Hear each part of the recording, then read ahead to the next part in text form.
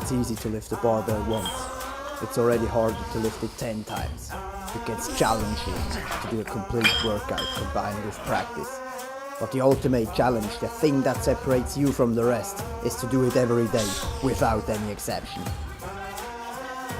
Train, work out, prepare, spend a lot of time and energy on it. And eventually, you'll be good enough. That is how champions are made. Nobody can completely control the game. Sometimes you'll have a bad day. Sometimes you'll have bad luck. But there is something that you can control. You always have control over your attitude, your effort, and your focus. In this team, we push each other forward. We help each other out.